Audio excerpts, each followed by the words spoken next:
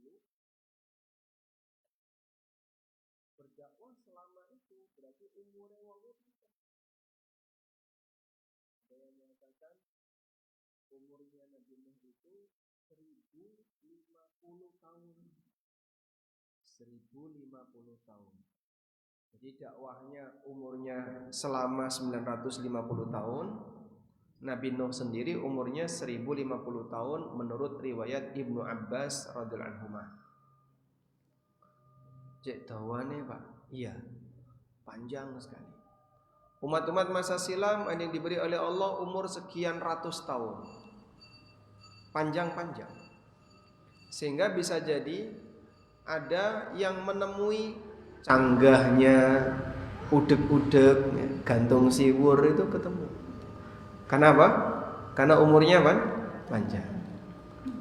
Teng mriki ingkang paling senior yuswa pinten? Ibu yuswa pinten? Nggih. 62 65 jenengan 70 kirang pinten 70 pas mboten sakit kirang kurang sasi. Ada lagi yang di atas 70 75 Masya Allah 75. Kalau misalnya diberi umur 1000 tahun purun mboten? Kok mboten kenging napa? Kesuwe. Pengen gendang ilang teko kene. Masya Allah. Kenapa kita nggak mau diberi umur panjang? Bosen Pak. Ngerepoti anak cucu. Kenging napa kok ngerepoti anak cucu? Semakin tua makin lemah, makin tua fisiknya tidak bisa disanggah. Kenapa? Gak bisa nyonggo fisik karena makin lemah. Baik. Beda dengan orang dulu, walaupun umurnya 1000 tahun tapi tetap sehat, seger. Sehingga 1000 tahun tuh matinya masih lama. Masih sekian puluh tahun lagi. Masya Allah. Itulah perbedaan umat dulu dengan sekarang. Nah, sementara umat Nabi Muhammad SAW rata-rata usianya di bawah 100 tahun. Bahkan Nabi SAW pernah mengatakan, a'maru ummati ma baina sittin ila sab'in. Usia umatku antara 70-an tahun sampai 60-an tahun sampai 70-an tahun. Saya balani ya. Usia umatku antara 60-an tahun sampai 70-an tahun. Wa aqalluhum man yujawwizu dzalika. Jarang yang umurnya melebihi itu. Jadi kalau sampai ana wong kok umure 70 sekian, nah itu berarti termasuk manusia langka. Karena Nabi SAW mengatakan jarang di antara mereka yang umurnya lebih dari itu. Makanya biasanya ada orang yang umurnya dawa, umur 90, dia sudah merasa enggak nyaman. Kenapa? Randuwe kanca. Kancaku wis do ilang kabeh, wis do mati kabeh, kanca bal-balan wis ra ono. Baik. Namun yang lebih penting di sini bukan masalah panjang dan pendeknya usia. Coba kita lihat.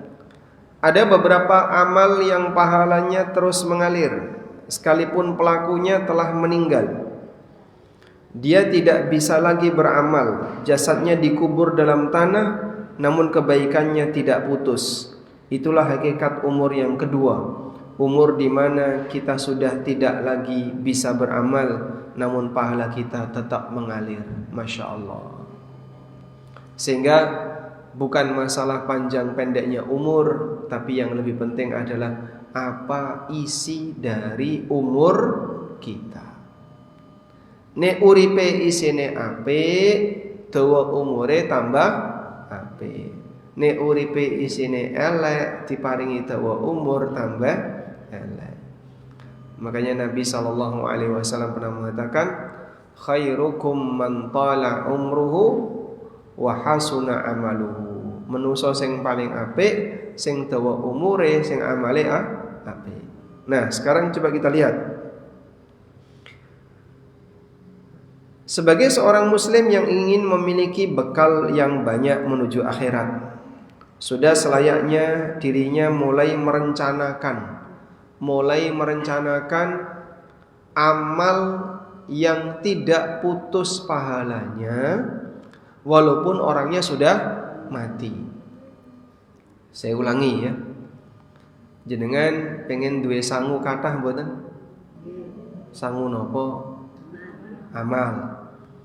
Sangu amal bekal menuju akhirat.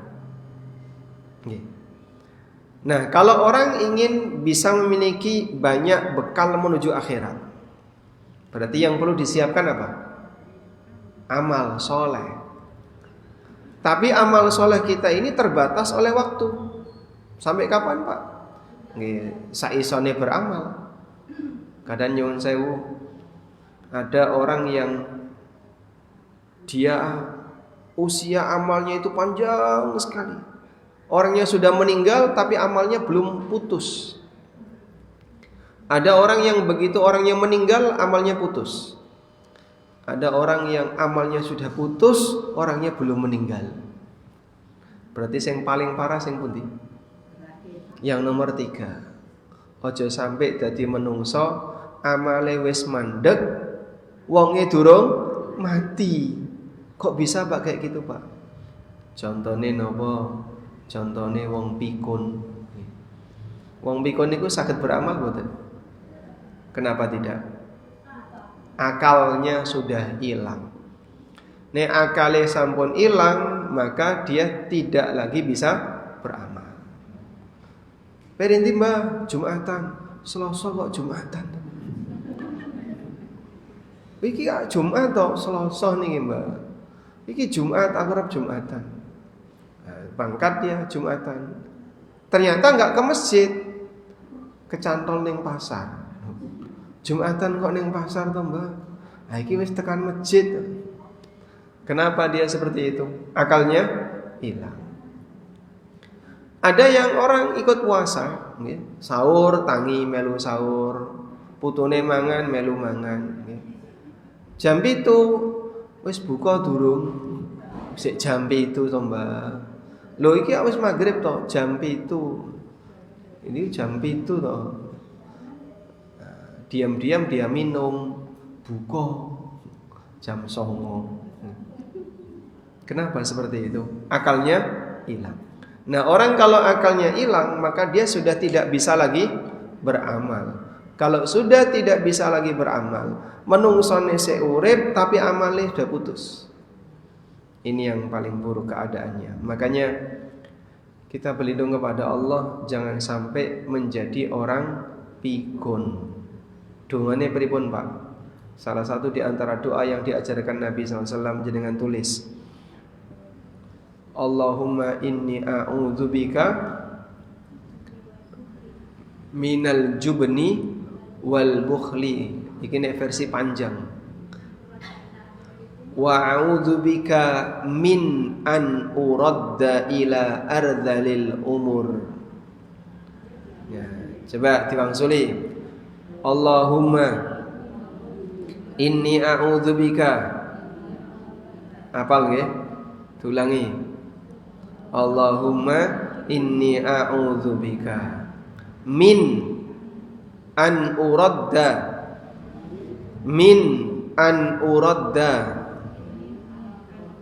coba min an uradda. Baleni lagi. Min an uradda ila ardhalil umur. Ila ardhalil umur. Ardhal itu tegese paling hina, paling radhil. Ardhal, zal, lam. Tulisannya pripun to Pak? Ardhal niku Pak. Alif, ra, zal, saudaranya dal. Ya, zal ada titiknya nggih.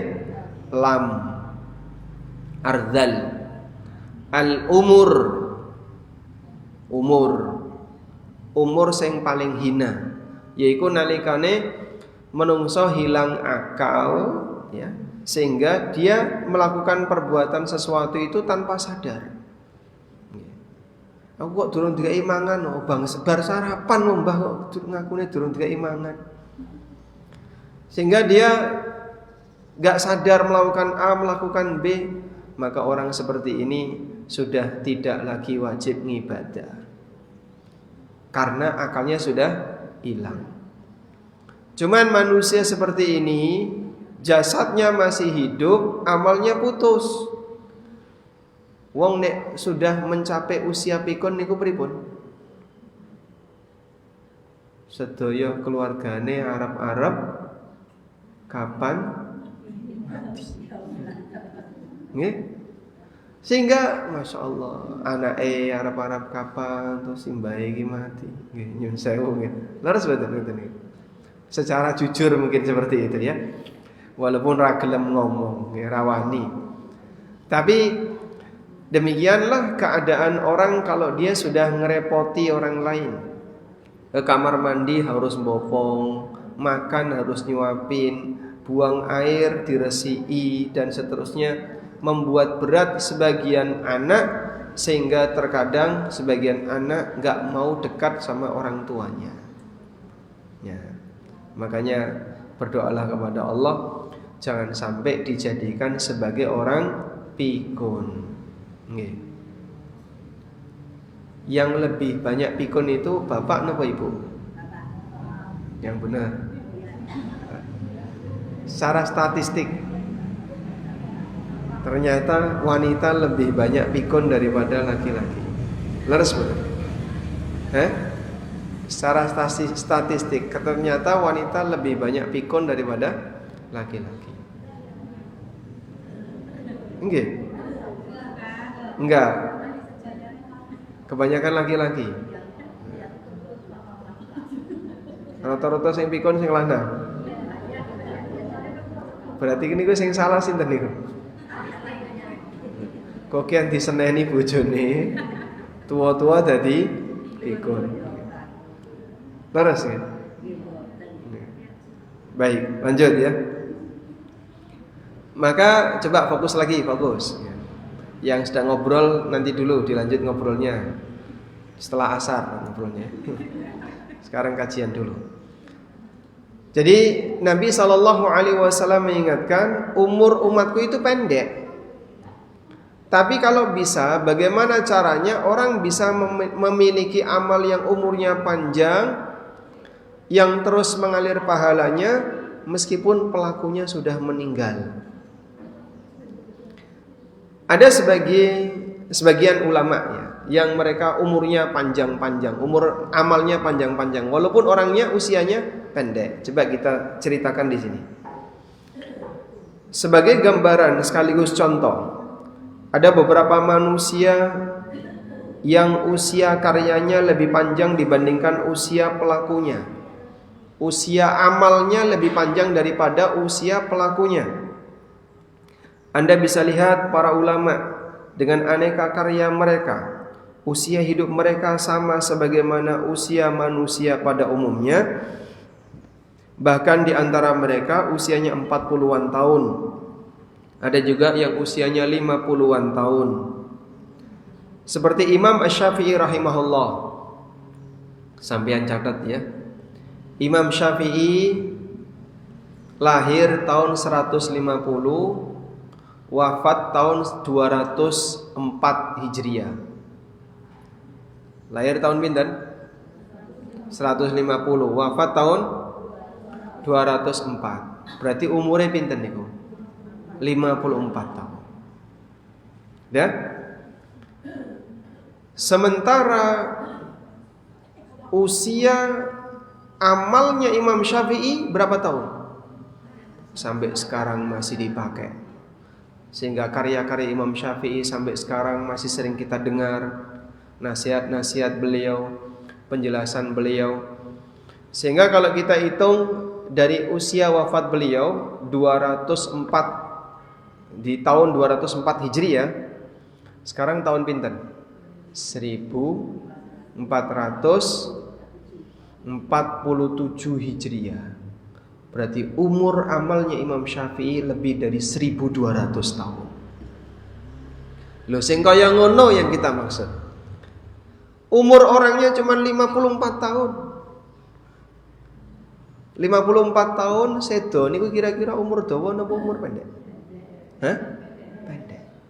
Sehingga kalau ada orang mengumumkan inna lillahi wa inna ilaihi raji'un, sampun kapundhut wonten ngarsa dalem Gusti Ibu Juminten kanthi yuswa 50 tahun. Niku wong deg kok ya pendek. Umure pendek. 50 tahun ya. Imam Syafi'i cuma 54 tahun. Kemudian kita lihat lagi. Ada juga ulama seperti Imam Ahmad bin Hanbal. Beliau wafat pada tahun 241 Hijriah di usia 77 tahun. Usia 77 tahun. Tapi Masya Allah, karya Imam Ahmad sudah lebih dari 1200 tahun. Imam Bukhari, beliau wafat pada tahun 256 Hijriah di usia 62 tahun. Tapi Sahih Bukhari bertahan lebih dari 1100 tahun. Dan masih banyak deretan ulama yang lainnya, usia mereka rata-rata 60-an, 70-an, 50-an. Tapi umur amalnya ribuan tahun, ratusan tahun. Nah, di sini saya bacakan An-Nawawi rahimahullah. Imam Nawawi itu meninggal pada tahun 676, 676, gampang leniteni nggih. Imam Nawawi sedo tahun pinten? 676. Di usia 45 tahun. Di usia 45 tahun meninggal. Tapi karyanya itu Masya Allah banyak sekali. Sebutkan contoh bukunya Imam Syafi'i yang paling banyak dipakai masyarakat. Bukunya Imam Nawawi yang paling banyak digunakan oleh masyarakat. Riyadhus Shalihin. Kagungan mboten? Punya. Nah, itu contoh karya Imam An-Nawawi yang dipakai oleh masyarakat. Ada yang lebih tebal Pak, ada yang sampai 9 jilid. Al-Majmu' Syarhul Muhadzab. Ada yang lebih tebal lagi. Beliau juga punya buku-buku yang lain dalam masalah fikih, dalam masalah bahasa dan yang lainnya. Sehingga Imam An-Nawawi termasuk di antara ulama yang sangat produktif. Umurnya hanya 45 tahun, tapi karyanya nek jenengan tak kongkon maca, 40 tahun belum rampung. Ora iso diwaca bahasa Arab kabeh. Ngomong di sawang 40 tahun ya ora dong-dong. Baik. Dari sinilah kita bisa lihat mereka adalah manusia-manusia hebat. Memang Allah Subhanahu wa taala memberikan kepada mereka usia yang tidak sepanjang yang lain. Ada yang hanya 40-an tahun, 50-an tahun, sekian puluh tahun, tapi isine mentes. Tegasnya apa? Seluruh waktunya habis untuk amal. Sehingga mereka ini sampai sebagian ketika dikomentari, andaikan malaikat pencabut nyawa, malaikat maut datang menghampiri dia, wahai si A, 1 jam lagi kamu akan saya cabut nyawamu. Itu sudah tidak ada lagi waktu untuk beramal. Silahkan kau perbanyak amal. Mau memperbanyak amal apa lagi? Full waktunya. Sudah penuh untuk beramal. Sehingga andaikan dikasih peringatan 1 jam lagi kau mati, itu sudah gak bisa nambah amal. Kenapa? Waktunya sudah habis untuk beramal. Mau ditambahkan amal apa lagi? Sudah selesai. Sehingga mereka selalu dalam keadaan siaga, mati. Mau mati kapanpun aku siap. Karena waktuku sudah tidak ada lagi waktu yang kosong untuk beramal. Coba jenengan titeni, waktu yang kosong untuk beramal dengan waktu yang dipakai untuk beramal banyak mana? Dari 24 jam niku lho, antara yang kosong untuk amal dan yang terisi dengan amal banyak mana? Banyak yang kosong. Berarti kalau banyak yang kosong, kira-kira peluang mati lebih gede di mana? Di waktu yang kosong tadi. Maka kalau misalnya malakul maut datang terus memberi info, wahai Simba, sehari lagi kamu mati. Kira-kira apa yang terjadi? Hah? Aku durung shopping ya. Aku durung blonjo iki, durung blonjo. Kusik tak blonjo dhisik. Dinggo masak sisuk arep tak tinggal nggo sak lawase. Masya Allah. Ada orang yang masih mengingat dunia walaupun di detik-detik kematiannya. Sebagian orang yang dia sudah berbaring di atas ranjang, badannya penuh dengan selang, sudah tidak bisa ngomong, dah nggak bisa gerak. Yang bisa hanya isyarat gerakan, kalau nggak mantuk gedek.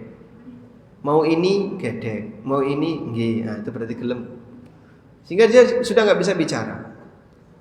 Yang ada hanya isyarat fisik, gerakan kepala.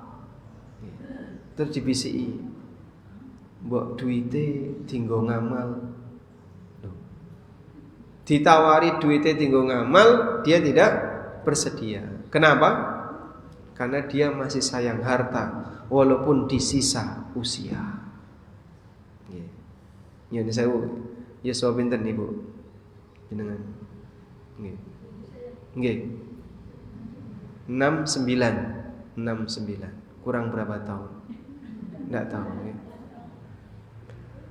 Kalau misalnya tinggal 2 hari lagi, misalnya ya, apakah siap untuk melepas semua harta yang tersisa? Sanggup bukan? Enggak sanggup? Siap. Saya tinggal 2 hari lagi. Niki mungkin masih ada perhiasan yang tersimpan, mungkin masih ada tabungan yang tersimpan. Coba kamu buat untuk beramal eman. Mungkin ada orang seperti itu. Kenapa? Cintanya manusia terhadap harta itu tidak pernah tua.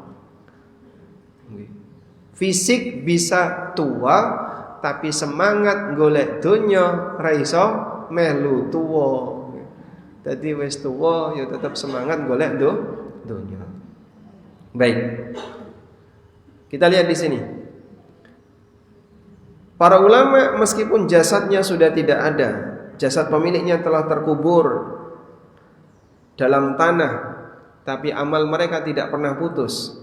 Para ulama mengatakan, yamutul alimu wa yabqa kitabuhu. Ada seorang ulama yang mati tapi kitabnya tetap hidup. Ulamanya bisa mati tapi kitabnya tetap hidup. Nah, makanya sekarang mulai ya dipikirkan rencana amal apa yang mau Anda lakukan agar usia amalnya panjang walaupun kita sudah mati, amal itu tidak putus. Sudah punya rencana belum? Belum. Harus dimulai dari sekarang. Wis mulai mikir awake dhewe iki umure ora dawa. Dan kita enggak tahu kapan kita mati. Tidak ada rumus nek sing tua mesti mati dhisik, tidak ada. Sebab tidak ada kuburan yang bertuliskan khusus 60 ke atas. Semua punya peluang mati yang sama. Nah, Ibnul Jauzi pernah berpesan, man ahabba alla yanqati'a amaluhu ba'da mautihi. Siapa yang ingin amalnya tidak terputus setelah kematiannya, falyanshuril ilma, maka hendaknya dia sebarkan ilmu bitadwini wat ta'lim, baik dengan cara nulis atau dengan cara mengajar. Wah, nek aku dikongkon kaya ngono ra iso, Pak. Aku dudu ustad, dudu ustadzah. Lah terus pripun? Apa yang kira-kira bisa saya lakukan dan mampu untuk menjadi amal yang bertahan? Minimal begini, kalau nggak bisa jadi produsen, jadilah distributor. Ngerti nggih? Diulangi. Kalau nggak bisa jadi produsen, jadilah distributor. Nek raiso menyampaikan ilmu, minimal menyambung penyebaran ilmu. Pak Ustadz, jenengan nggak ada kajian yang bermanfaat bagi masyarakat, boleh nggak saya sebarkan? Monggo. Lah pun cara nyebarkan nih, ojo takon aku. Anda punya grup WA? Punya. Yang di situ masyarakatnya umum? Iya. Coba kajian itu jenengan share. Terus dibuat intisari dari kajian ini. Cara membuat intisari kajian itu pripun, Pak? Bisa menggunakan AI. Tinggal taruh aja di sini. Nanti dia yang akan merangkum. Intisari dari kajian ini adalah seperti ini, pembahasan kayak gini sudah. Sehingga ditaruh di grup WA, link YouTube. Oke? Lalu tambah tulisan, kajian ini isinya seperti ini. Bok menawa wonten setunggal napa kali. Barangkali ada 1 atau 2 orang yang tertarik untuk nonton, ngeklik, lalu dari situ dia dapat hidayah, jenengan angsal ganjaran. Itulah yang dimaksud distributor. Tugasnya mendistribusikan. Tapi Pak, nek aku kaya ngono biasane wong-wong niku do komentar ya, Pak. Nek komentar pedes-pedes. Ya ora usah wedi dikomentari. Itulah resiko kalau kita bergesekan dengan masyarakat. Dan komentarnya nggak usah dibaca. Sehingga taruh di grup WA, selesai clear chat. Maka kalau ada komentar yang pedes tidak perlu dibaca. Karena kalau membaca komentar terkadang berpengaruh bagi batin. Nggih mboten? Melu loro ati. Kenapa? Suka baca komentar dia. Komentar di Facebook, ya, diwaca, diangen-angen, dilebokno ati. Baca komentar lagi, dilebokno ati. Akhirnya hatinya rusak. Hati kita itu jadi rusak gara-gara kita sering emosi disebabkan baca komentar yang enggak kita sukai. Komentar di medsos dilebokno ati, nggih.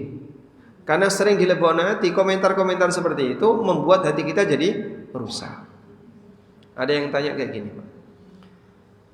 Saya disuruh menghafal itu kok sulit sekali ya menghafal. Kenapa? Padahal anak saya kalau menghafal itu cepat. Katanya kan belajar di usia tua seperti, coba, belajar di usia muda seperti mengukir di atas batu. Belajar di usia tua seperti mengukir di atas air. Mengukir di atas air tegese pripun? Hah? Gampang tapi cepat hilang. Ini terbukti angel cepat hilang. Angel. Sehingga yang sudah tua itu kita minta, tolong hafalkan. Kok susah ya angel? Sehingga teori itu nggak berlaku itu. Belajar di usia tua sama seperti mengukir di atas es. Angel nutui es itu angel, okay? Setelah itu mencair. Kalau orang bilang mengukir di atas batu itu keliru, nyatanya ya angel. Coba doa tadi hafal enggak? Ada yang sudah hafal, ada yang belum. Nah, masalahnya apa kok susah untuk menghafal? Nek dijak sinau kok susah, angel ngerti itu masalahnya apa? Karena kolbu kita rusak. Jadi Allah Subhanahu wa taala menjelaskan dalam Al-Qur'an ada 3 alat utama yang dipakai manusia untuk belajar. Ditulis ya. Ada 3 alat utama yang dipakai manusia untuk belajar. Pendengaran, penglihatan, dan fuad. Pendengaran, penglihatan, dan fuad. Jenengan belajar dengan cara membaca. Belajar dengan cara mendengar. Itu pintu masuknya ilmu. Nggih. Pintu masuknya ilmu adalah dengan cara apa? Mendengar atau membaca. Sudah? Setelah itu, setelah masuk gimana, Pak? Ya metu meneh. Setelah masuk metu mata ini corong. Bar dilebokno metu, nggih. Seharusnya gimana? Setelah masuk ditampung. Tempat penampungan itu apa namanya? Namanya fuad. Namanya fuad. Jamaknya afidah. Maka Anda bisa lihat Allah Subhanahu wa taala menegaskan dalam Al-Qur'an, "Innas sam'a wal basara wal fuada kullu ulaika kana anhu mas'ula." Sesungguhnya pendengaran, penglihatan dan fuad semua itu nanti akan dimintai pertanggungjawaban di akhirat. Fuad ini apa, Pak? Tempat yang digunakan oleh orang untuk menampung ilmu. Namanya fuad. F-U-A-D. Nah, kalau fuad ini rusak, mbok sinau bertahun-tahun rano gunane. Karena kalau fuad ini sudah rusak, orang susah menampung dan susah membedakan mana yang benar, mana yang salah. Terus kenapa fuad itu bisa rusak? Salah satunya niku mau terlalu sering bawa perasaan. Model orang yang baperan, titik-titik loro hati. Koncone ngomong apa loro hati. Kamu itu maksudnya gini ya, maksudnya gini. Gampang loro hati. Wong niku nek gampang loro hati diarani napa? Sumbu pendek. Sumbu pendek tegese gampang jeblok. Kesulit apa? Bluk. Kesulit apa? Bluk. Gampang nyeblok berarti sumbu pendek. Enggak mikir panjang, gampang loro hati. Karena nyun sewu ya, perasaan ini kalau terlalu dituruti bahaya. Perasaan itu kalau terlalu dituruti bahaya. Makanya mohon maaf, kalau terkadang ada wanita yang membela diri, ini menyakiti perasaan saya, Masya Allah. Apa perasaanmu harus selalu dituruti? Tidak sesuai dengan perasaan saya. Apa perasaan harus selalu dituruti? Jangan jadi budak perasaan, karena itu bahaya. Dan sebab ya, orang jadi tidak bisa seimbang dalam hidup karena seneng nuruti apa kata perasaan. Ulama menjelaskan seperti ini. Ada 3 pertimbangan ketika orang itu melakukan sesuatu. Ada 3 pertimbangan ketika seseorang melakukan sesuatu. Akalnya, perasaannya, hawa nafsunya. Akal, perasaan, satu lagi apa? Hawa nafsu. Pertimbangan hawa nafsu selalu mengajak untuk memilih mana yang enak. Yang penting enak, yang penting happy, yang penting seneng, yang penting sugih, yang penting sukses, yang penting itu hawa nafsu semua itu. Yang penting untuk duit. Nah, itu semuanya adalah pertimbangan apa? Hawa nafsu. Makanya pertimbangan hawa nafsu ini selalu ngajak orang untuk maksiat. Sehingga Allah Subhanahu wa taala mengatakan, wa amma man tagha wa athara al-hayata ad-dunya fa innal jahima hiyal ma'wa. Siapa yang melampaui batas dan dia lebih mendahulukan kehidupan dunia, dia akan kembali ke jahanam, ke jahim, neraka. Di ayat yang lain, orang yang menjadikan hawa nafsunya sebagai imamnya, apa sing dikarepno hawa nafsu sing dieloni. Nah, itu akan mengajak orang untuk menuju ke jalan yang tersesat.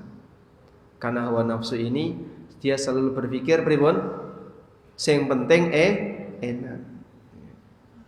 Dan banyak sekali masyarakat kita yang hilang akal gara-gara nafsu. Iki bahaya. Wis gak apa-apa. Sing penting badi, sing penting enak dilakoni. Yang kedua, perasaan.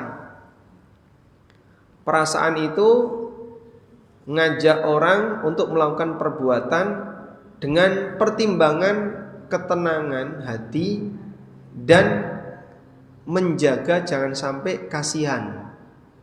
Ya, jadi kata-kata kasihan itu lebih dominan apa? Perasaan. Mengajak orang untuk melakukan perbuatan dengan standar apa? Ketenangan hati. Kita ya perasaanku enak, itu perasaan. Yang ketiga, akal. Pertimbangan akal mengarahkan orang untuk mengambil yang paling aman dan bermanfaat. Mengambil yang paling aman dan bermanfaat. Itulah pertimbangan akal.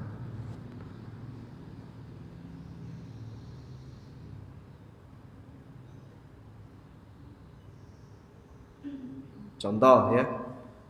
Ini contoh. Jatah warisane orang lanang niku pinten? Jatah warisan anak laki-laki 2, anak perempuan 1. Kadang ada yang komentar, mesakne wong wedok kok mau dikai setengah wong lanang. Mesakne lho niku wong sing ngrawati bapak ibuke niku anak wedok. Kok malah dikai setengah anak lanang. Kalimat mesakne niku napa? Nah, itu perasaan yang bicara. Itu yang bicara apa? Perasaan. Tapi kalau orang pakai akal, dia akan mengatakan, "Lah aturannya gimana? Syariat mengatur seperti apa? Oh, seperti ini syariat ngatur. Ya harus ngikuti aturan. Karena kalau tidak, nanti akan dihukum di hari kiamat." Nah, orang berpikir harus sesuai aturan. Kalau tidak, ini pelanggaran, akan ada konsekuensi besar besok di hari kiamat. Itu namanya apa? Akal. Baik. Ada siswa bersalah, dihukum sama gurunya, maju, berdiri, tunggu ya sampai pelajaran selesai, karena kamu telah datang. Maka yang telah datang berdiri sampai kajian selesai. Masya Allah.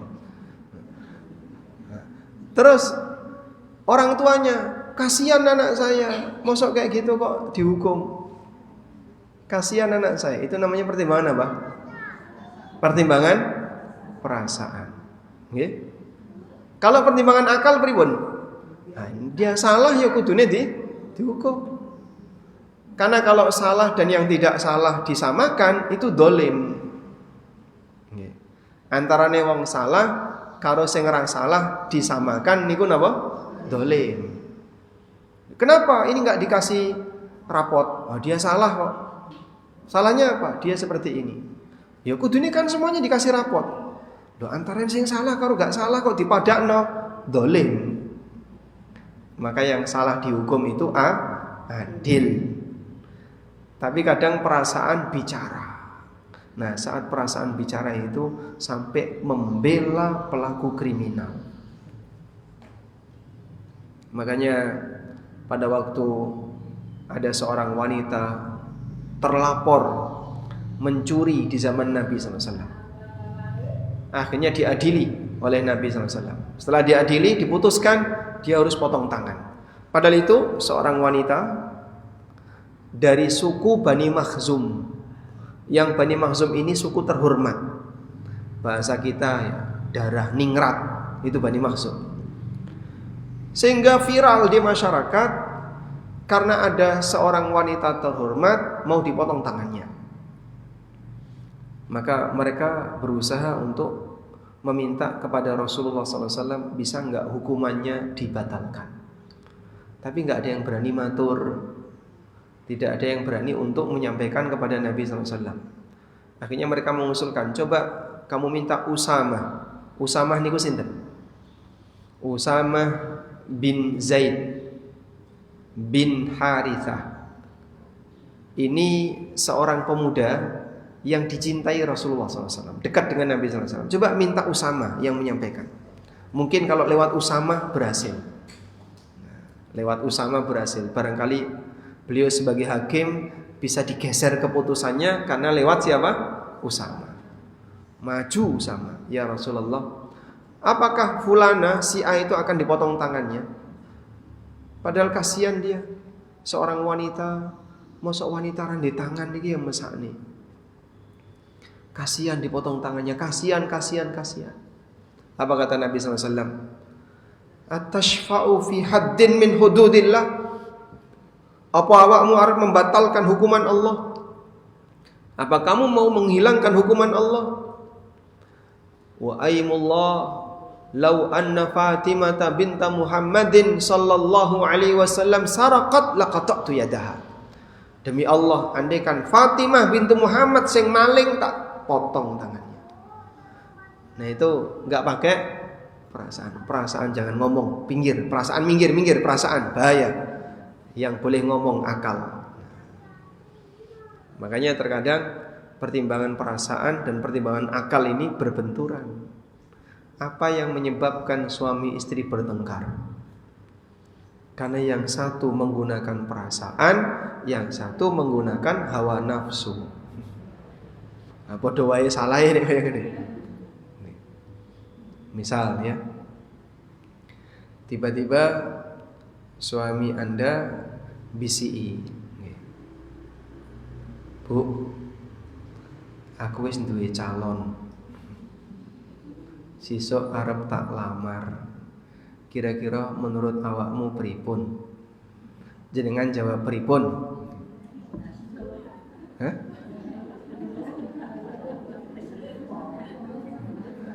Jenengan? Apa sudah betul-betul cinta? Nek wis cinta ya lanjutkan. Itu nek yuswane 70. Nek bapake wis tuwa, umur 80, nek arep golek liyane ya kono. Ora ngrepoti aku sing ngladeni. Leres ngoten niku. Anda akan bicara apa? Hah? Pakai akal atau perasaan? Pakai akal atau perasaan? Perasaan. Kenapa pakai perasaan? Menurut Anda, nggih, istri Nabi SAW itu berapa? 11. Apakah ketika beliau menikah dalam jumlah 11 itu sama halnya beliau mendolimi para istri? Nabi SAW telah mendolimi Aisyah, mendolimi Saudah, mendolimi siapa lagi? Ummu Habibah. Kenapa kok mendolimi? Nah itu beliau nikah lagi. Apakah lelaki yang poligami sama dengan mendolimi istrinya yang pertama? Yang enggak itu yang kayak gimana? Yang enggak itu yang kayak ya, niatnya nikah. Hah? Pertimbangan apa yang tidak dolim? Monggo sampaikan. Kalau istrinya bisa ikhlas, nunggu ikhlas, ikhlas. Hah? Ketika istrinya menerima, nah dinteni, kamu mau menerima kapan? Itu gak mau menerima, itu gimana? Berarti serau saja ya. Wis rasa bahas kayak ngene Pak, timbangane malah lara hati. Suami harus tahu perasaan istri. Apakah istri juga harus tahu perasaan suami? Iya. Misalnya ya, istrinya sudah lama tidak menghasilkan anak, randai anak lah. Lalu suaminya nikah lagi, lara hati nggak? Lara hati nggak?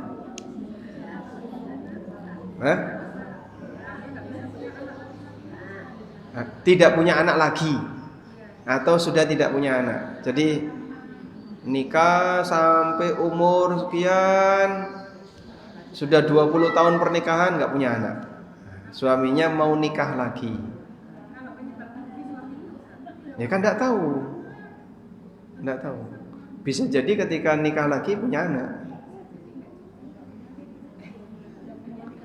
Apa kira-kira perasaan istri? Akhirnya si suami ini nikah lagi. Apa komentar tetangganya? Gak mesakne bojone. Dia bicara gak mesakne bojone itu apa? Perasaan yang bicara. Jadi memang dominan hidup kita ini dikendalikan oleh perasaan. Makanya terkadang nyuwun pangapunten nggih, perasaan tidak harus diajak diskusi. Bisa jadi sudahlah tinggalkan saja ini pertimbangan perasaan. Kita maju dengan pertimbangan akal. Karena akal inilah yang dipuji.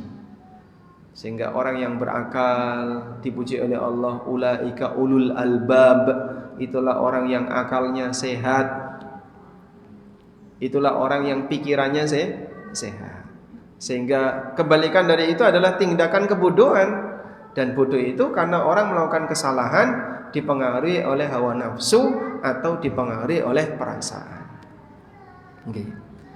Ini sudah terlalu ndlodro ya. Jadi pembahasan kita melebar kemana-mana. Tapi intinya kita ingin mengajak kepada masyarakat bahwa kalau kita ingin menjadi hamba yang berhasil ketika meninggal dunia adalah rencanakan amal yang umurnya lebih panjang dibandingkan umur yang kita punya. Nah, di situ ada penjelasan tentang amal muta'addi dan amal qasir. Lihat di halaman 15. Ada amal namanya amal muta'addi. Ada amal namanya amal qasir. Amal muta'addi itu apa, Pak? Amal yang pengaruhnya bisa dirasakan oleh orang lain secara langsung. Contohnya, Pak, menderma, ngajari orang, berbuat baik kepada orang, itu namanya amal muta'addi. Dan ada amal yang namanya amal qasir. Apa itu, Pak, amal qasir? Amal yang manfaatnya terbatas hanya bagi pelaku saja. Orang lain tidak mendapatkan manfaat secara langsung. Contohnya sholat.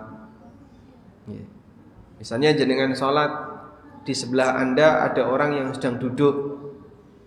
Apakah ketika Anda sholat, sebelah Anda rizkinya makin tambah? Tidak. Karena amal Anda amal yang sifatnya apa? Qasir. Dan amal yang sifatnya qasir, orang lain tidak bisa mendapatkan manfaat secara langsung. Baik. Para ulama menegaskan dilihat dari nilai kemanfaatan. Amal muta'addi lebih utama dibandingkan amal qasir. Karena amal muta'addi memberi manfaat bagi umat, sementara amal qasir sifatnya terbatas bagi pelaku. Maka kalau melakukan amal qasir, ora usah umuk niku tegese pripun? Dipamerne, didelok-delokne wong, pokoke kudu ana sing krungu. Harus ada yang mendengar. Rasa umum. Karena orang lain enggak dapat manfaatnya. Dzikir itu pada asalnya dianjurkan dengan cara apa? Wadhkur rabbaka tadarruan wa khufyah. Ingatlah Rabbmu diiringi dengan perasaan penuh tadarru' wa khufyah, dan penuh dengan rasa takut dan rahasia. Sama. Makanya dzikir itu tidak harus dipamerkan. Ada sebagian orang yang kalau dzikir wah kudu sing seru. Nah, memang ada dzikir yang harus kenceng, contohnya adzan. Makin seru makin bagus. Tapi kalau dzikir setelah sholat, dzikir setelah sholat tahajud, dzikir setelah antara adzan dan iqamah, itu tidak harus disuarakan dengan suara yang keras. Sebab ini amal yang sifatnya pribadi. Ada juga orang yang baca Quran. Baca Quran itu kan sifatnya apa? Pribadi. Kecuali kalau jenengan ngajari. Kula niki ngajari ya, Pak. Biar nanti ditirukan oleh jamaah. Nah, nek niku bener harus keras. Kenceng suaranya. Tapi kalau tujuannya hanya untuk membaca sendiri, maka tidak perlu dikeraskan. Karena itulah amal muta'addi lebih afdal, karena secara manfaat lebih luas manfaatnya. Amal muta'addi memberi manfaat bagi umat, dan Islam menganjurkan agar kita bisa menjadi umat yang bermanfaat. Sebagaimana firman Allah Ta'ala, kuntum khaira ummatin ukhrijat linnas ta'muruna bil ma'ruf wa tanhauna 'anil munkar wa tu'minuna billah. Kalian adalah sebaik-baik umat yang dikeluarkan untuk manusia, karena kalian itu punya karakter 3: amar ma'ruf, nahi mungkar, dan beriman. Karena 3 punya karakter ini disebut oleh Allah Ta'ala sebagai apa? Kuntum khaira ummah. Kalian adalah sebaik-baik umat. Al-Hafidz Ibnu Katsir mengatakan, wal makna annahum khairul umami wa anfa'un nasi linnas. Maknanya adalah mereka merupakan umat terbaik dan yang paling banyak memberi manfaat bagi masyarakat. Sehingga sahabat disebut sebagai umat terbaik karena sahabat itu umat yang paling banyak memberi manfaat bagi masyarakat. Maka kalau kita ingin jadi manusia terbaik, ukurannya adalah sejauh mana Anda bisa memberi manfaat bagi masyarakat. Karena itu bedakan 2 ini ya. Tolong fokus di sini, bedakan 2 ini. Ada potensi, ada prestasi. Ini sama atau beda? Beda. Bedanya di mana? Apa bedanya potensi dan prestasi?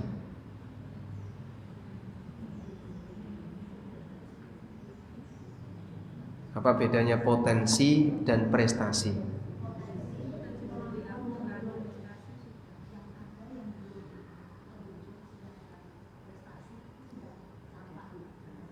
Sudah terwujud. Jadi bedanya, kalau potensi itu kemampuan yang dimiliki seseorang tapi belum terwujud. Kalau prestasi itu yang sudah terwujud. Okay. Kaya itu potensi atau prestasi? Prestasi. Hah? Kaya itu potensi atau prestasi? Prestasi. Berarti tambah sugih, tambah berprestasi. Hah? Kaya itu potensi atau prestasi? Prestasi atau potensi? Hah? Bisa dua-duanya. Kaya yang seperti apa? Potensi. Kaya yang seperti apa? Prestasi. Orang yang belum kaya berpotensi jadi kaya. Orang yang sudah kaya berpotensi jadi miskin. Itu wala-walik. Nyun sewu, pinter itu potensi atau prestasi? Pinter. Potensi. Hah? Potensi. Sampeyan luwih seneng pundi? Anak pinter atau anak sugih? Hah? Pintar. Jadi misalnya ya, pintar bisa jadi kaya, kata siapa? Enggak jaminan. Banyak orang pintar miskin tuh banyak. Banyak orang pintar yang miskin. Jadi misalnya, jenengan punya putri yang sudah siap nikah, dilamar oleh 2 lelaki. Satunya pintar tapi miskin, yang satunya kaya tapi bodoh.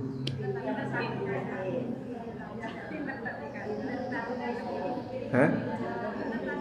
Pilih pinter tapi miskin. Kok ngeminteri? Oh, yang boten. Sampeyan pilih pundi? Pinter tapi kere rapopo sing penting kowe pinter gitu. Nah, pinternya ra iso dipangan ya. Nah. Hah? Kekayaan bisa habis. Kalau pinter tidak bisa habis.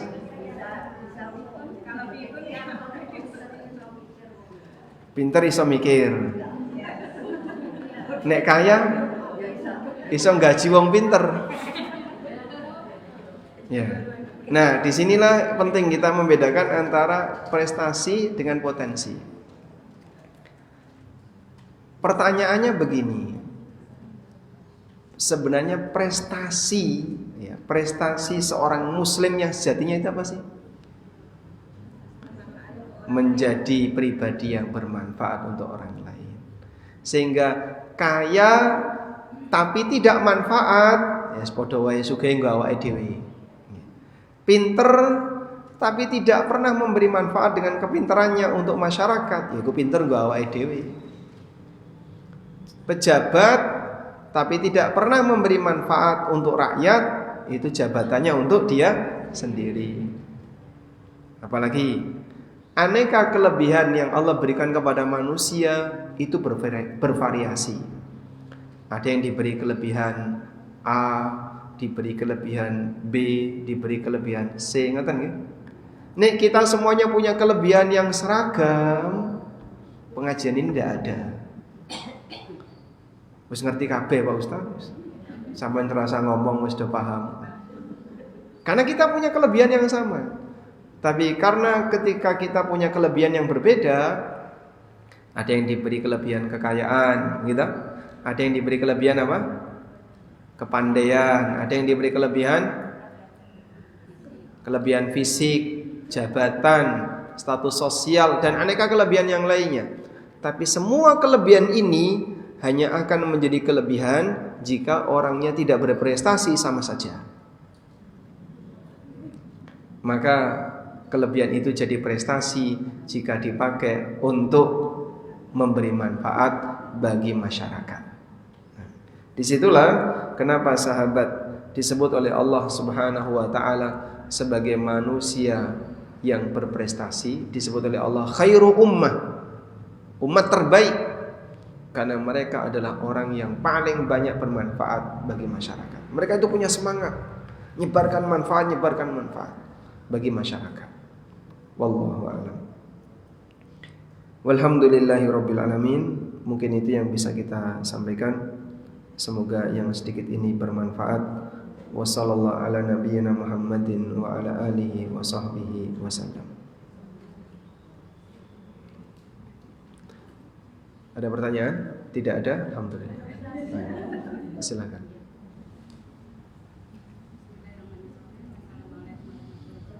Waalaikumsalam warahmatullahi wabarakatuh.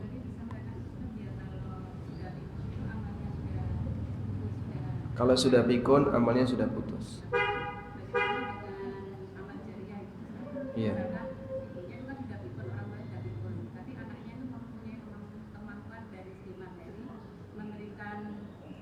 Sedekah atas nama ibu. Iya.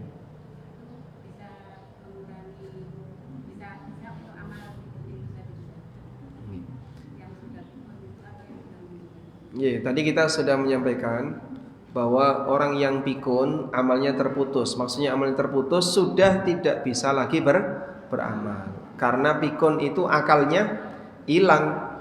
Seperti orang gila, okay? Dan amal orang gila sah atau batal? Sah atau batal? Batal. Jadi kalau ada orang gila rajin puasa, apakah terhitung sebagai puasa? Tidak. Kenapa? Dia tidak berakal. Nah, orang pikun kan kondisinya seperti itu. Makanya orang pikun sudah putus kesempatan dia untuk beramal. Tapi kalau pertanyaannya apakah masih memungkinkan untuk diberi amal yang panjang umurnya seperti wakaf dan seterusnya? Bisa, atas harta yang masih tersisa. Sehingga anaknya misalnya wakaf atas nama ibu atau atas nama bapak atau siapapun, baik yang sudah pikun maupun yang sudah meninggal, boleh. Dan nanti pahalanya mengalir kepada yang bersangkutan. Wallahu a'lam. Ya, monggo. Waalaikumsalam warahmatullahi wabarakatuh.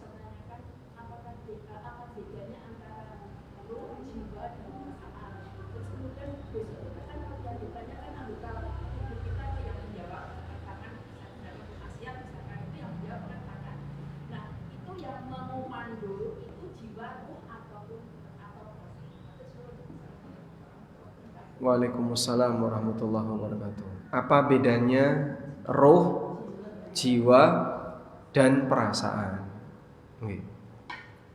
Kalau arwah atau roh, jamaknya arwah, itu sesuatu yang mengisi jasad kita sehingga jasad kita jadi hidup. Maka ketika orang itu mati, yang dicabut apa? Rohnya, arwahnya. Sehingga definisi orang mati adalah ketika arwahnya sudah tidak ada. Walaupun bisa jadi organ tubuhnya itu masih berfungsi. Sehingga saat arwah seseorang dicabut, dia mati, ambruk, mungkin dan jantungnya belum berhenti berdetak. Mungkin parunya belum berhenti bernafas. Karena sensor motoriknya belum mati. Nanti secara bertahap, sedikit demi sedikit selnya mati, akhirnya berhenti semuanya. Nah, ini mungkin dokter yang lebih paham berapa lama itu bisa bertahan, tapi tidak seketika. Makanya ada sebagian dokter yang pernah cerita, kalau ada pasien yang sampai dipacu jantung, genjot itu, pacu jantung dan seterusnya, itu bisa jadi hanya adegan saja. Sebenarnya orangnya sudah mati, tapi dokter melakukan itu biar dia tidak disalahkan. Kok dibiarkan saja Bapak? Ya, daripada nanti dimarahi, disalahkan, dia genjot pacu jantung itu atau pakai kejut, dok. Dokter sudah tahu ini sudah mati ini orangnya. Dengan dipantau batang otak di belakang, batang otaknya sudah nggak berfungsi, tapi jantungnya masih berdetak. Nah, dia lakukan upaya itu. Itu hanya adegan saja biar dia tidak disalahkan. Baik, walaupun ada juga yang ini masih punya peluang hidup, digenjot jantungnya biar nanti bisa berdetak lebih cepat. Itu mungkin ya. Kemudian ini roh. Kalau jiwa dengan perasaan itu apa, Pak? Bagaimana mendefinisikan jiwa? Jiwa dalam bahasa Arab namanya nafsun. Dan nafas, ada yang nafas terpuji dan ada yang nafas yang tidak terpuji. Sehingga boleh disebut jiwa adalah karakter yang melekat pada diri seorang hamba. Ketika malaikat pencabut nyawa mau mencabut nyawa orang yang beriman, malaikat itu memanggil dengan kalimat, ya ayyatuhan nafsul mutmainnah irji'i ila rabbiki radiyatan mardiyah. Wahai jiwa yang tenang, ayo kita kembali kepada ridha Allah. Sehingga malaikat pencabut nyawa kalau mau mencabut nyawa orang baik itu cuma dipanggil. Dipanggil dengan cara apa? Dipanggil untuk mendapatkan kenikmatan yang lebih abadi. Ayo kita menuju rahmat Allah, kita menuju ridha Allah, menuju ampunan Allah. Dalam hadis Al-Barra bin Azib, Nabi SAW bercerita, fatasilu ruhuhu kama yasilul ma'u fi qatratis siqa. Maka ruh itu keluar dari jasad sebagaimana air yang keluar dari ceret. Ya. Air keluar dari ceret. Ibu menuang air dari ceret. Loh, kok orang metu banyu nih kecantol? Ada enggak? Pernah enggak? Hah? Kecantol? Mana mungkin air kecantol? Nek tutupnya durung dibuka, mungkin. Nah, tutupnya durung dibuka. Ceret tutupnya terbuka, begitu dituang langsung mengalir dengan mudah. Enggak ada istilah nyangkut ini banyune, nyangkut itu. Diketok dulu, tok banyune baru jatuh. Enggak ada ceritanya kayak gitu. Maka gambaran arwah orang mukmin ketika dicabut seperti air yang keluar dari mulut ceret, saking mudahnya sir mengalir, hilang. Orangnya mati. Sudah? Itu disebut dengan jiwa, jiwa yang tenang. Allah menyebut jiwa yang suka emosi nafsul ammarah. Innan nafsa la ammaratum bisu. Sesungguhnya jiwa itu suka memerintahkan yang buruk. Allah juga menyebut jiwa itu ada yang suka mencela. La uqsimu biyaumil qiyamah wa la uqsimu bin nafsil lawwamah. Ada nafsu namanya nafsu lawwamah, jiwa lawwamah sing senengane maidu.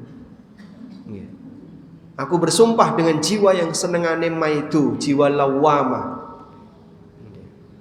Isinya cuman komentar terus. Itu namanya jiwa lawwamah. Nah, dalam jiwa manusia terkadang jiwa ini bisa menjadi jiwa ammarah, bisa nafsul ammarah, nafsul mutmainnah, sebagaimana juga bisa menjadi jiwa nafsu al-lawwamah. Tergantung kondisi. Nah, maka jiwa itu berubah-ubah tergantung bagaimana cara manusia dalam mengendalikannya. Faktor kendalinya bisa akal, perasaan, dan hawa. Maka mana yang lebih dituruti, itulah yang akan mewarnai jiwanya. Maka kan tempatnya ada di mana sih Pak? Ulama beda pendapat. Karena sebagian ayat menyebutkan fis sudur.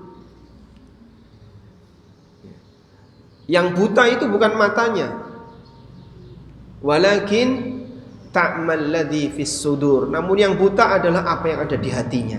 Allah sebut fis sudur. Sudur itu apa? Dada. Oh, berarti jiwa itu tempatnya di dada. Ada yang mengatakan jiwa itu tempatnya di akal, di otak, di otak, organ otak. Ada yang mengatakan jiwa itu tempatnya di jantung. Ada yang mengatakan jiwa itu tempatnya di liver. Jadi ada khilaf dalam masalah ini. Di organ mana itu berada, intinya wallahu alam. Tidak ada yang tahu, kecuali kita hanya mendapatkan penjelasan. Allah sebut di dada, Allah sebut dalam rongga manusia. Sehingga dalam diri ini ada unsur yang tidak kelihatan, itulah unsur rohani, yang itu lebih kuat kendalinya daripada unsur jasmani. Wallahu a'lam. Berapa? Satu lagi. Waalaikumsalam.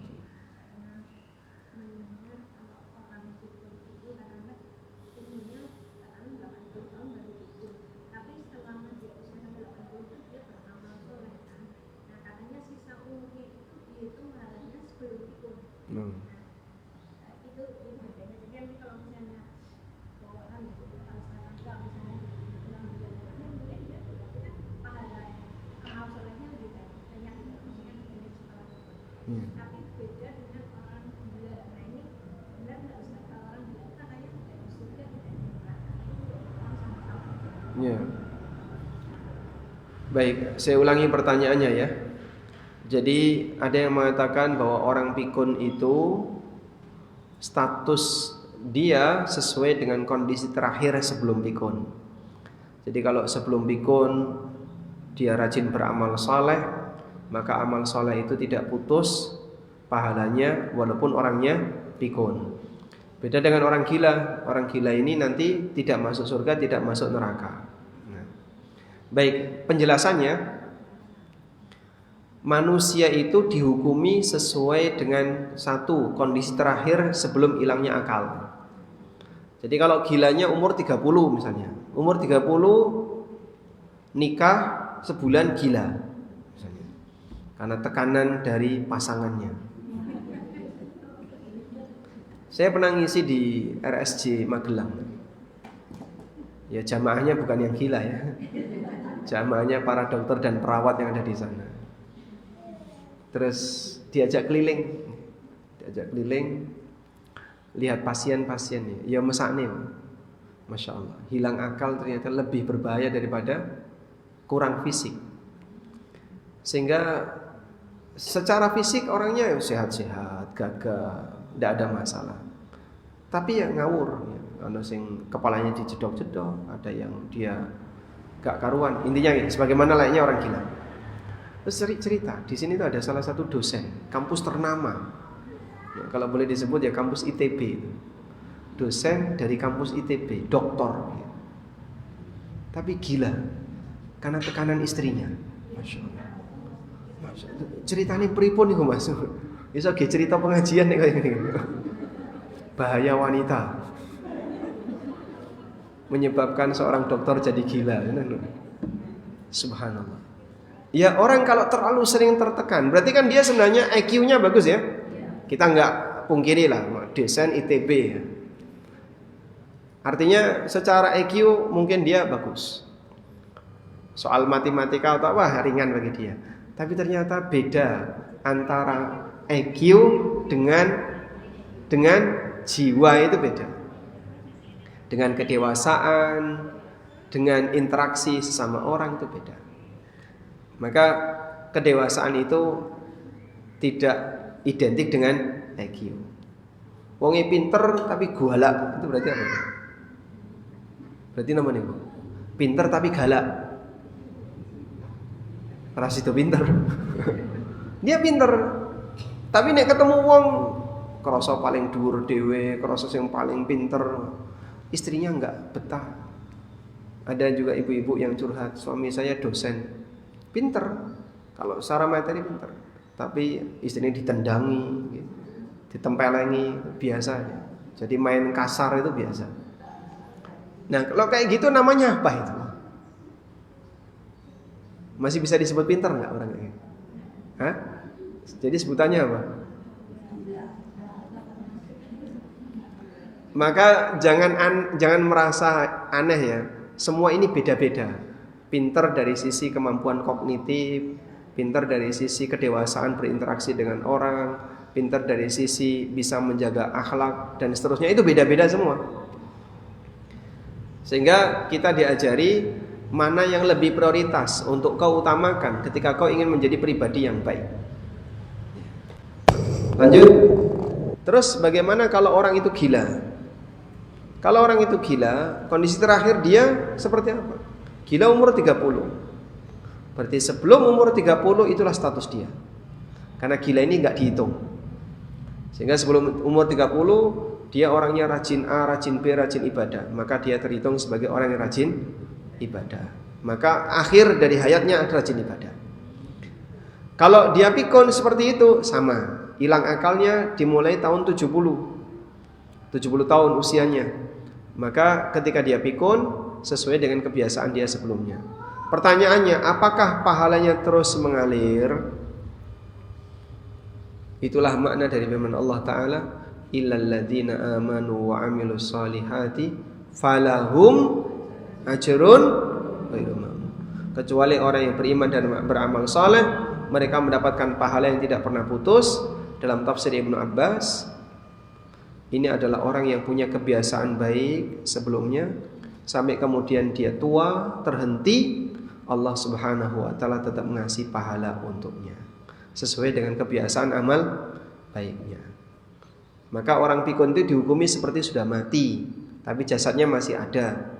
Cuman sudah tidak lagi bisa beramal. Maka status dia sebagaimana kondisi dia ketika masih sehat.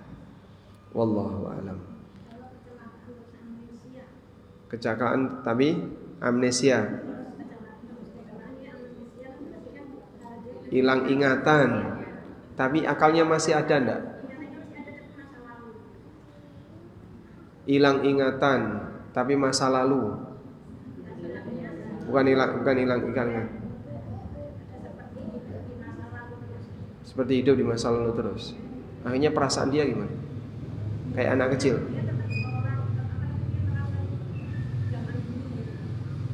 Ya kalau akalnya masih ada, wajib sholat. Sehingga dia tahu ini duhur, dia tahu. Dia tahu ini asar, dia sholat asar. Bukan gila. Hilang memori. Hilang memori itu tidak gila ya. Saya ulangi, hilang memori itu tidak gila. Tadi Anda menghafal, setelah itu kajian hilang. Itu kan biasa. Oh, jamaahnya jadi gila. Hilang memori. Hilang memori itu tidak gila.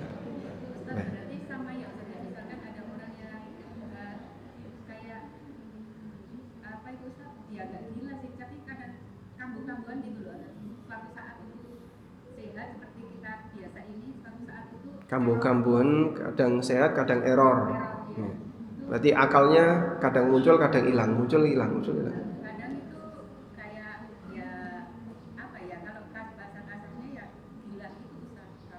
Ya, kalau pas gila ya dia nggak wajib ibadah. Kalau pas sadar dia wajib ibadah. Untung yang pas Ya.